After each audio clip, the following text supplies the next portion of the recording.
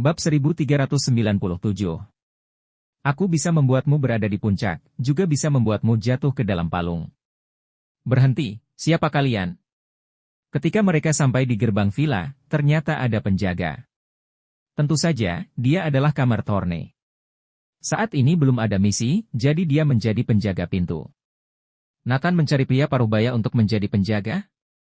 Dengan kulit tipis dan lembut seperti dia, apa bisa menjaga dengan baik? Melihat Kamar Thorne, Shadei dan yang lain mencibir. Mereka belum pernah melihat Kamar Thorne sebelumnya, jadi tentu saja mereka tidak mengenal satu sama lain. Kakek tua, apa kamu pengawal yang dibayar Nathan? Tanya Matteo. Hahaha. Semuanya cekakakan. Karena Kamar Thorne telah menyimpan auranya, dia hanya terlihat seperti orang yang elegan dan tenang. Bahkan sedikit lemah. Kami akan masuk, apa kamu bisa menghentikan kami? Shadei memamerkan kekuatannya di depan Kamar Thorne. Andai saja dia tahu bahwa pria paruhbaya yang elegan di depannya berusia hampir 200 tahun. Diperkirakan dia akan pingsan di tempat. Yang lebih menakutkan adalah orang di depannya bisa menghancurkan tubuhnya berkeping-keping dengan satu pukulan. Apalagi berpikir bahwa dia adalah master nomor 1 di Wangsa Shuidan. Bahkan Kaisar Shuidan pun harus memanggilnya paman guru. Cari mati. Saat Kamar Thorne hendak marah, sebuah suara terdengar, biarkan mereka masuk. Baru pada saat itulah Kamar Thorne menahan niat membunuhnya dan membiarkan mereka masuk. Melihat kerumunan di depannya, Nathan tersenyum, kalian datang untuk pamer. Sepertinya kamu juga sudah tahu, semua orang di Neslandia sekarang tahu bahwa keluargaku, Andersen dan Pramana, sudah menjadi anggota 4 Wangsa. Kami sekarang berada di atas, bahkan mengungguli orang-orang seperti keluarga Clark Gandala.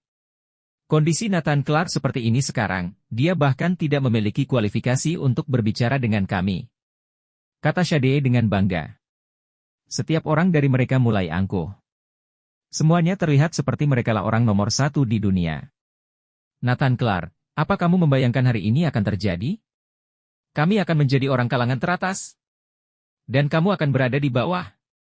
Molly berkata dengan nada menghina.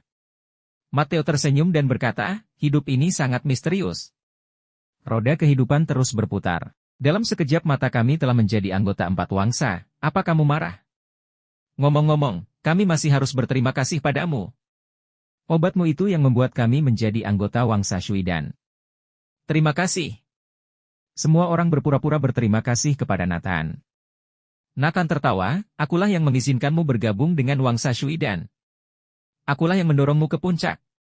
Tapi kalian harus ingat, aku bisa mendorongmu ke puncak, dan aku juga bisa membuatmu jatuh ke palung. Saat Nathan mengatakan hal ini, semua orang yang hadir tertawa. Semua orang tertawa terpingkal-pingkal, hingga tidak bisa berdiri tegak. Jika orang lain mengatakan hal ini, mereka mungkin masih mempercayainya. Tapi bagaimana jika Nathan yang mengatakannya? Apa mungkin mereka mempercayainya? Nathan tidak memiliki hubungan dengan Wangsa Shuidan. Dia yang mengizinkan mereka bergabung? Bagaimana mungkin? Apa Kaisar Shuidan masih harus mendengarkan dia? Nathan Clark, aku menyadari setelah kamu cacat, kemampuan mulut besarmu semakin keterlaluan. Mengapa tidak sekalian katakan bahwa Wangsa Shuidan adalah milikmu? Molly berteriak pada Nathan. Nathan berkata sambil tertawa, kamu benar sekali, Wangsa Shuidan adalah milikku. Cuy. Setelah Nathan selesai berbicara, dia langsung mendapat cemooh. Dasar tidak tahu malu. Nyalimu besar sekali. Beraninya mengatakan Wangsa Shuidan milikmu. Shadei dan yang lain meraung. Mereka sangat marah. Melihat ini, Kamar Thorne berkata, dia benar, dia adalah penguasa Wangsa Shuidan. Bab 1398. Tidak bisa menahan diri lagi. Karena memang aku. Diam. Apa pelayan sepertimu punya hak bicara di sini? Kamar Thorne ingin berkata, tetapi disela oleh Shadei. Aku. Kamar Thorne tercengang. Dia sangat dihormati di Wangsa Shuidan, bahkan Kaisar Shuidan tidak berani membantahnya. Sekarang dia diberi pelajaran oleh beberapa bocah. Apa kamu? Cepat keluar sana. Matteo dan yang lain memarahi dengan tidak sabar. Aku.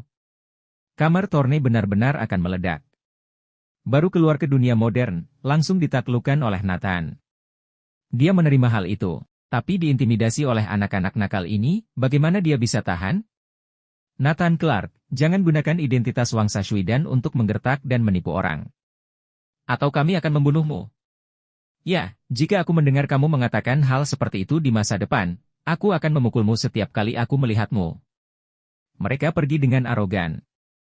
Saat melewati kamar Thorne, dia memarahi, "Hei kakek tua, ingat statusmu, jangan berani bicara omong kosong di kemudian hari. Awas, aku akan memukulmu." Shade mengayunkan tinjunya dengan sombong. Kamar Thorne benar-benar hampir meledak, dipermalukan oleh sekelompok anak nakal.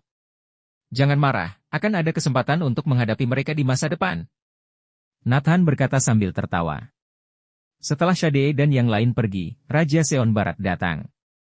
"Apa sudah ada berita?"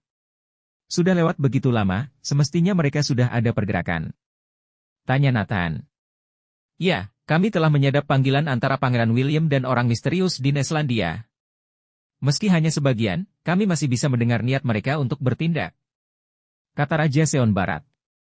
Nathan tertawa, "Aku tahu mereka akan bertindak. Setelah menunggu begitu lama, akhirnya mereka akan muncul." Ternyata mempublikasikan penyerahan hadiah obat adalah ide Nathan. Dia secara khusus meminta prajurit Fradron untuk membuat daftar. Mengenai siapa saja penerima obat itu, tujuannya sangat sederhana, yaitu untuk menarik kekuatan gelap untuk muncul. Ingin melihat apakah mereka bisa menahan diri. Hasilnya mereka dapat menahan diri. Tetapi Pangeran William ingin mereka bertindak.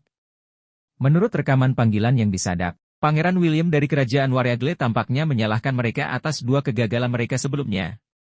Meminta mereka untuk mendapatkan obatnya dengan cara apapun. Raja Seon Barat memutar rekaman untuk didengarkan Nathan. Setelah mendengarkan, Nathan tertawa, "Menurut kalian, jika mereka ingin mengambil obat itu, siapa yang akan menjadi target mereka?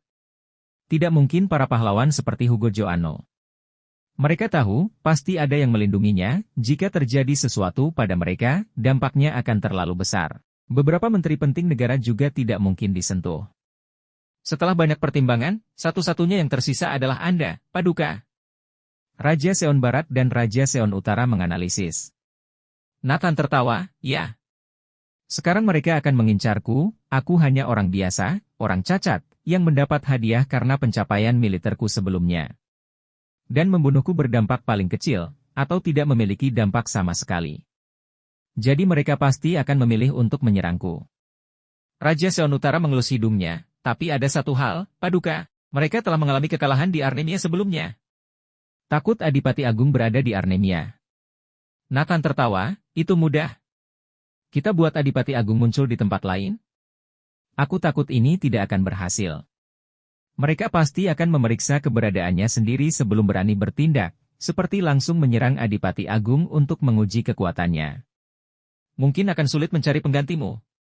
Raja Seon Barat mengungkapkan kekhawatirannya. Saat ini, Nathan menatap kamar Thorne.